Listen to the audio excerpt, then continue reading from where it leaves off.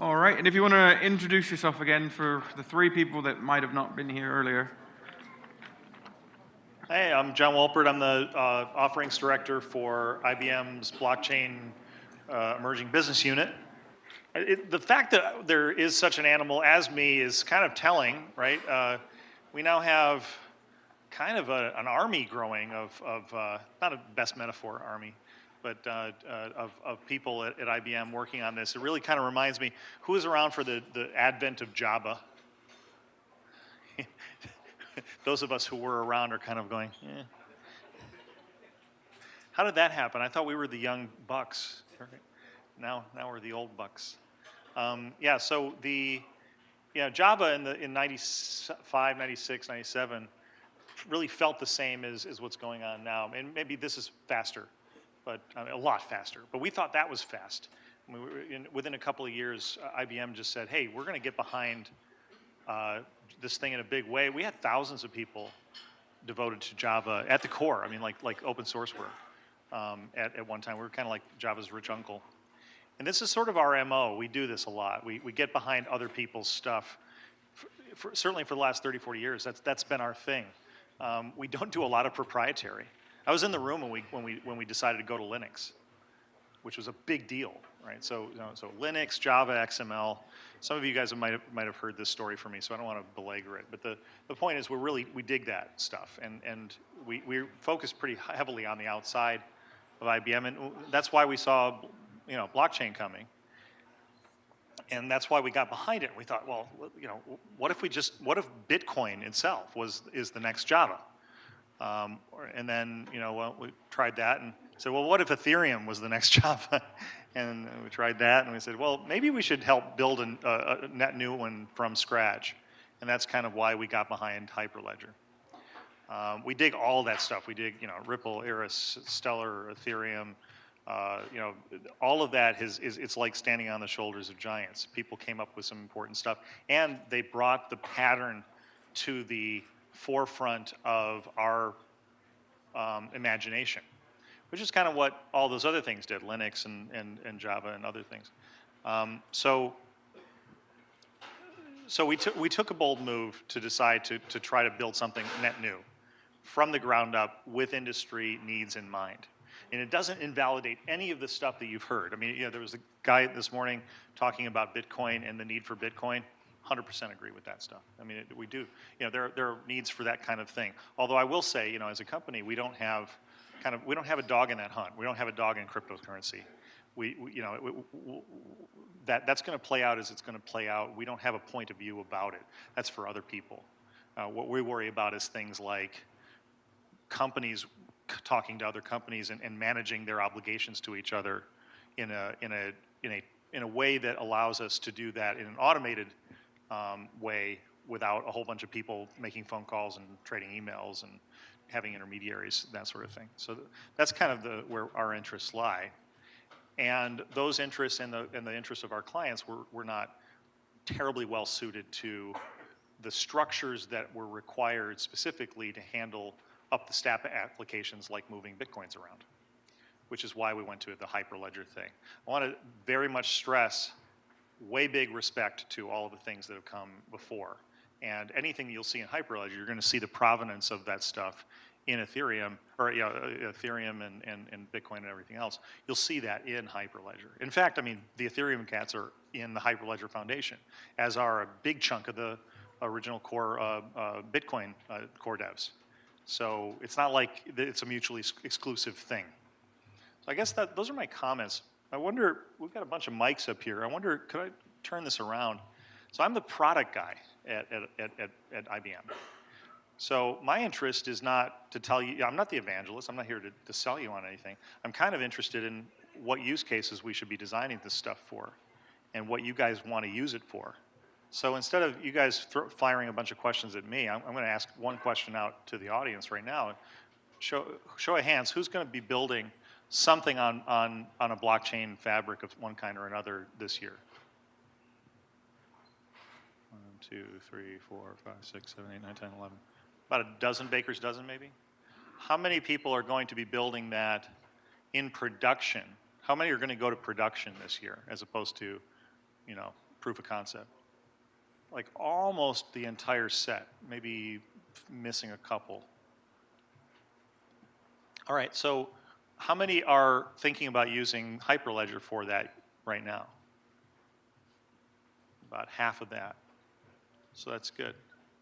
But it looked like about maybe 30% of the original group, about 4 or 5 people. So that's interesting. That's good. In fact, that's our goal. We want to see 20% of the blockchain world working on Hyperledger by the end of the year. Not because anybody told you to do it, but because you want to. Because it's just so awesome, that it's so easy, that it's so fast, and it does what you need it to do. So the people that raised your hands, what are you going to do? Or how many people can tell us what you're going to do roughly? All right. So unfortunately, you raised your hand. So what? Here, let me give you a mic. What are you going to do with it? And what are the things that you need the fabric to do? Okay, so I'm going to talk a bit more later during the alternative use cases, so I'm sorry if I'll repeat myself later. But we are looking at exchange-traded derivatives. So these are large-scale financial uses, futures and options that trade on Wall Street. We are looking at smart contracts. So right now we're using Ethereum. You can see on my shirt. But eventually we want to kind of adhere to whatever our clients, who happen to be banks, exchanges, big buy-side firms like BlackRock on the other side of the street, whatever they decide they're going to use. We're going to follow that. And it may be Hyperledger. It may be Ethereum. It may be R3. It may be something different. We're not sure. But we're looking at whatever is best suited and whatever our clients want to use. Okay. I tell you what, I'm going to buy one person lunch. I'm going to buy one person lunch or any really expensive coffee out here after this session for anybody who will scribe for this meeting. Who wants to scribe for me? Who wants to write stuff down? Who wants coffee? You? Okay. All right. Here's what I'm going to do. This is your chance to get requirements into my development process. So who does Agile? Okay, so just for those of you who don't know Agile, right? What you start with is stories, right? It's all about the story. So so-and-so needs such and such so that they can do something. And the structure of that is really important.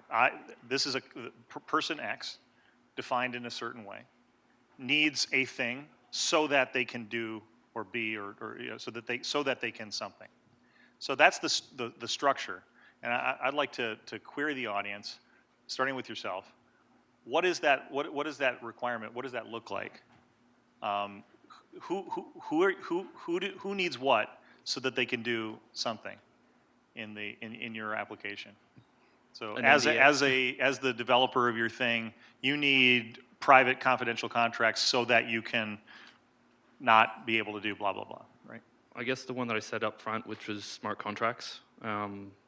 So who needs smart contracts in your framework? So as we're trading derivatives, these could be structured in a way with a smart contract, which would essentially answer the question of I move money under what conditions, and this could be the price of an underlying security. So that why is that important? So that they can move that around without other people being able to interrogate the rules. So the reasons that you might want to do this is to reduce the costs in having to do pricing and reconciliation. So right now what would happen is, let's say NASDAQ would allow us to enter into a future on the NASDAQ index. If the NASDAQ is higher tomorrow than it is today, I owe you, let's say 100. If it's lower, you owe me 100. We could either do that externally, and the NASDAQ right now would tell us, okay, I need to pay you 100. Or we could allow that to be automated, feed prices directly through an oracle into a contract like that, in which case the money that I put in escrow would be moved directly to you, or vice versa. And why does it need to be confidential? I mean, why can't anybody with a validating node? I didn't say it needed to be confidential. Okay, so confidential is not important for that. You just need the smart contract execution. Smart contract execution. Right. So Ethereum does that pretty well today. It does. Yeah. Good. All right. So another one. again, this is your chance to, so we're writing requirements into the Hyperledger stack and into our own work. That's what we're doing. That's what I do every day. That's what I'm not doing when I'm doing when I'm not standing up here. So this is your chance. Okay, great. So in 2012, the Jobs Act was passed, and part of the Jobs Act was two provisions, one called Title II and the other is called Title III. And it allows for the first time in 80 years of modern securities law for small and medium-sized businesses to raise capital from a capital market, essentially, right, to issue capital securities. So I'm building a platform that's going to allow small and medium-sized businesses to raise capital. And I'm thinking optimistically, so I'm thinking I'm going to have a lot of users on this platform. So we're going to be successful, right, of course. We're going to have a good user experience, and we're going to need to scale the platform. So the first thing I need is I need scalability. And I'm going to need it fast, because in about 2 years, I'm going to have a lot of users on the platform. I'm going to have billions of dollars moving across the platform. The other thing I need... Quantify scalability. I'm going to have a lot of transactions taking place. So you'll have transactors. You need to scale the number of people making transactions. That is correct. So that you can meet the demand. That's correct. Okay. And the second thing I need is I want to build the platform such that anybody can use their smartphone to issue or to invest and to resell as a liquid secondary market these securities. So I need enhanced light client functionality. Oh, I like it. So that you can do that from you need a light client so that you can conduct your trades directly from a mobile device. That is correct. Okay. Those are the two things I need. All right. Coffee dude, you got that?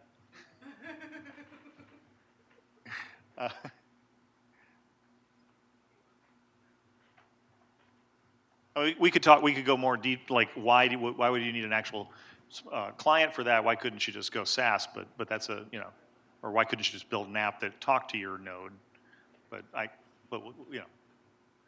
not standing on details right now. Hi. My name is Carla Mays, and I'm working with a team with the Clinton Global Access Network. It's called Handle It, and what it does is it allows for asset building products that come through the CRA for banks, where they're going into communities working with nonprofit organizations to do match savings, payday loans, and all those type of transactions. So right now it's like Citibank has a lot of these products. There's a lot of products with Wells Fargo, and then they let the nonprofit do the transactions with folks in the community.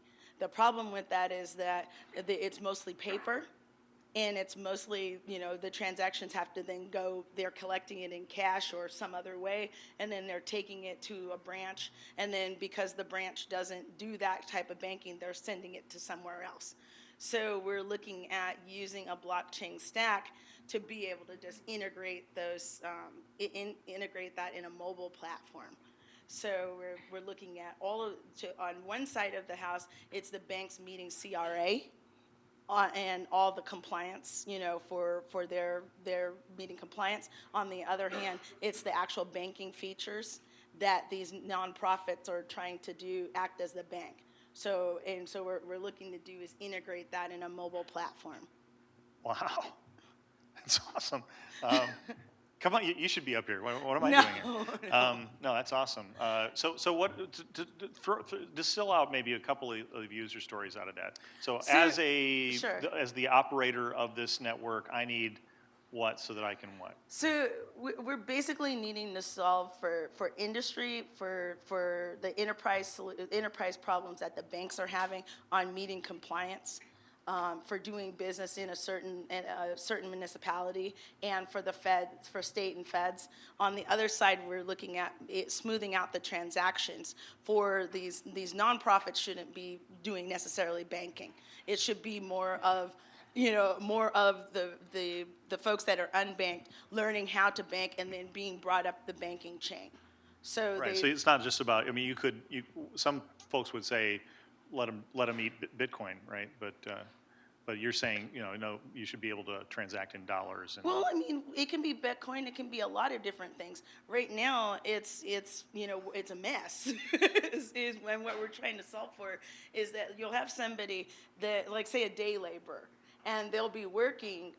You're trying to put them into banking using banking products. So they'll go to a community bank, not a community bank, but a community nonprofit to be working on those asset building products. So they get used to coming in with cash money and doing these things. What we're trying to do is move them into a banking environment, where they're seeing the actual banking transaction. Because they're really banking, they're just not seeing it. A lot of people are there's 4 or 5 or 10 steps during the way, and we're shortening up that. that's cool. Yeah, and you said a couple of things that really hit me, which is compliance. So compliance is a big issue that we talk a lot about in my team, and also turning this around. A lot of people talk about regulation of the blockchain, blah blah blah, and what I think most of the time they're thinking about regulation of blockchain as they're really thinking about the application in banking to say, I'm going to regulate whatever this thing that we're building in banking on blockchain is. But I like to think of it the other way around, which is, in fact, if I had any other place to move to other than San Francisco right now, it'd probably be DC, not to go try to convince regulators to regulate nicely about banking, but rather because I think that blockchain is going to be a regulator's dream. That's right. Right? Because you can instrument Dodd-Frank on the blockchain. You could instrument the tax code. That's right. On a blockchain. I would love to never have to pay taxes again, right? Or never have to file taxes again, right? You just, any transaction is #taxes, right? You just invokes taxes, and it just does that, right? And all the rules get written to chain code. Exactly. Right? I would like to see that world. Okay. Who else?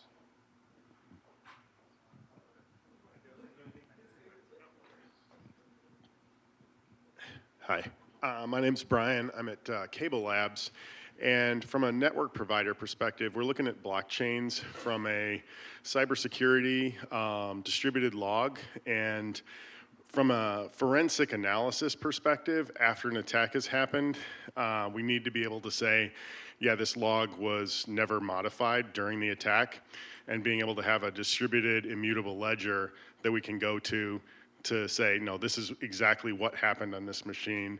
The other side of this is with CISA passing, there's some information sharing and being able to share but limit who has access to what information.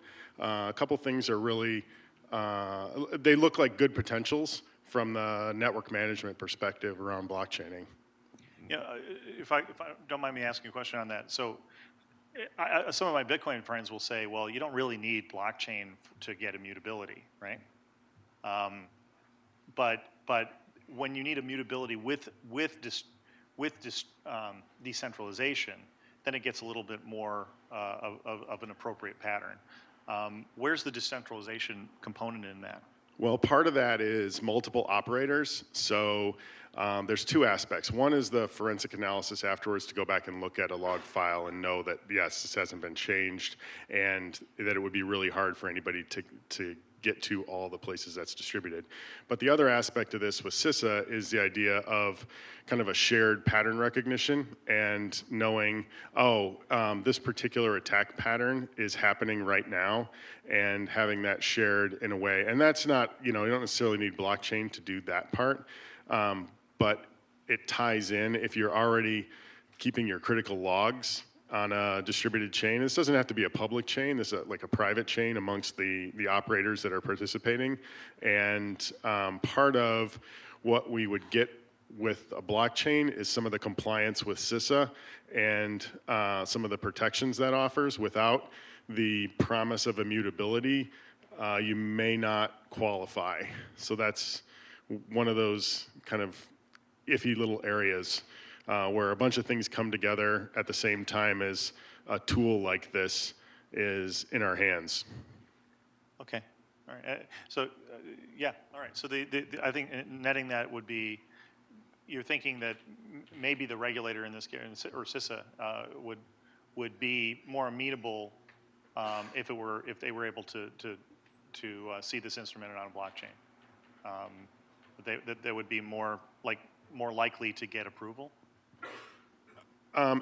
Part of CISA is whether or not you get protection, liability protection, if you're sharing what's happening on your network with other folks, and if you don't share the right way, Right. then you don't get that. So yeah. So they would, you're presumably, the assumption, the theory is that if they saw it this way, the risk would come down, and and liability protection would be easier to achieve.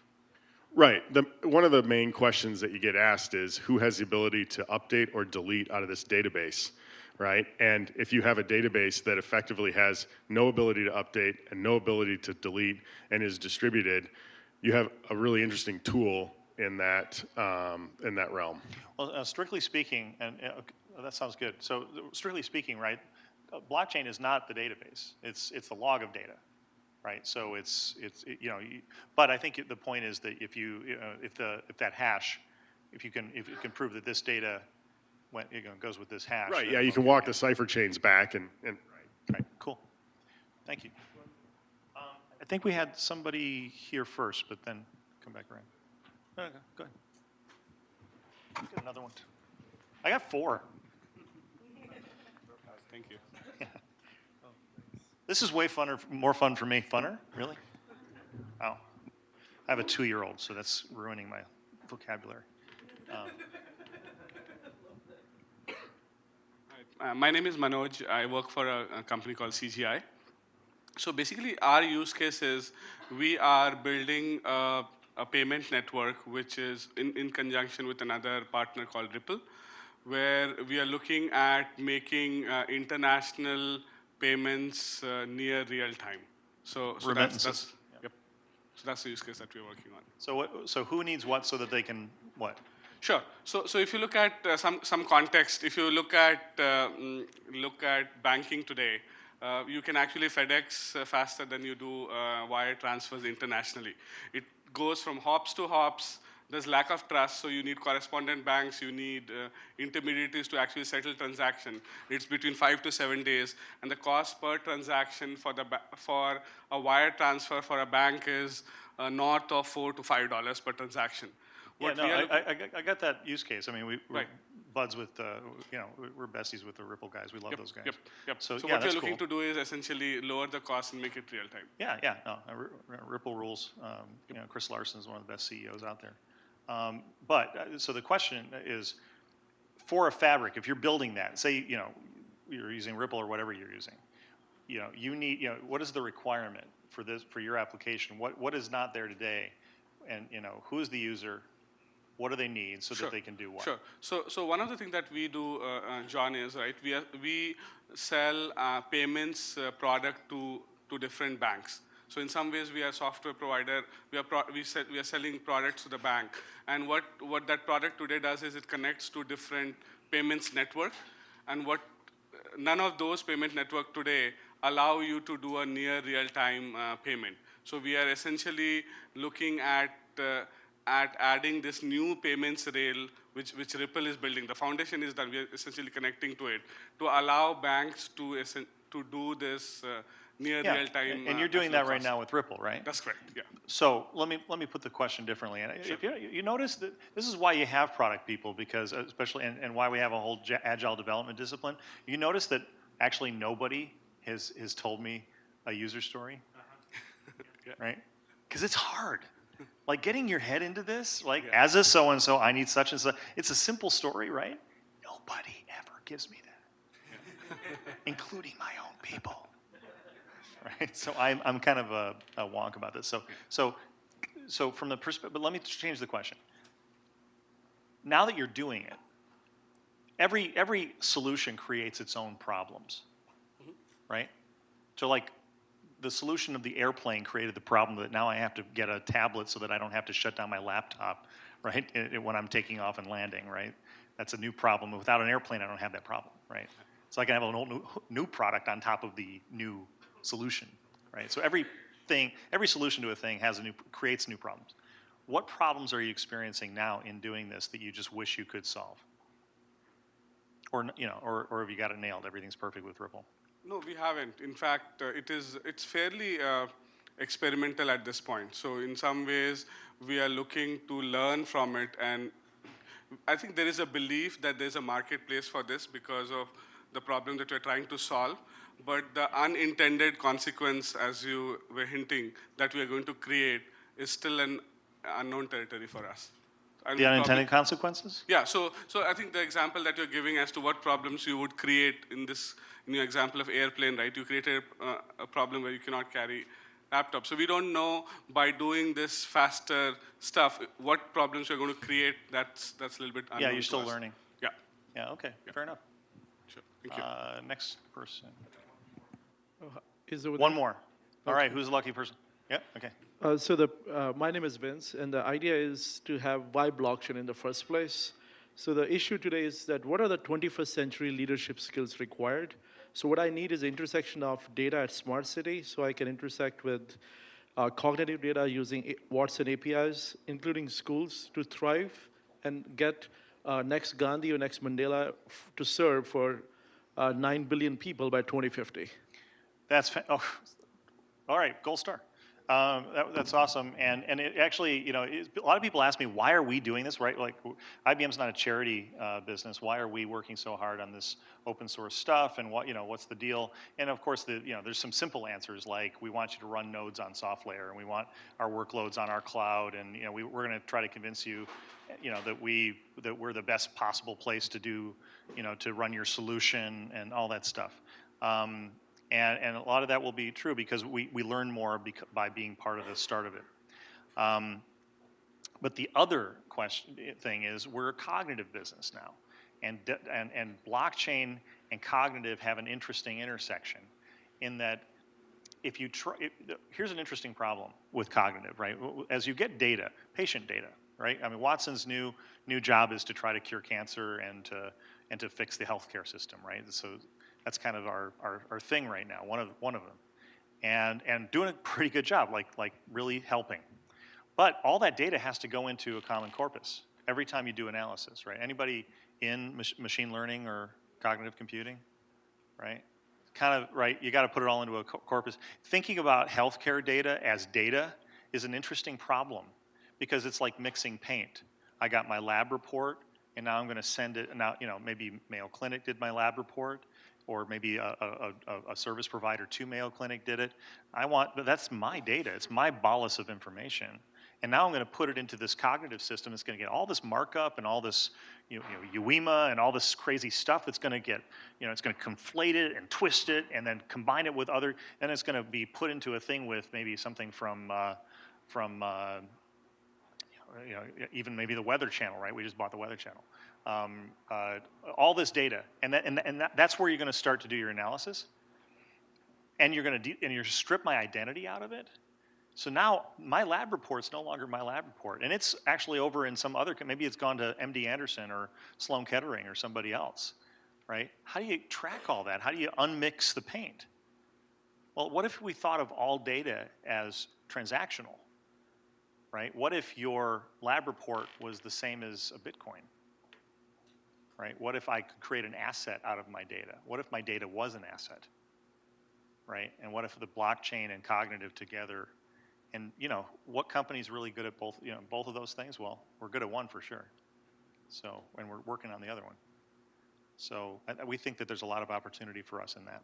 So, thanks for that. That was a great question, and I think that's all. That's my time. I'm here all week. Thank you.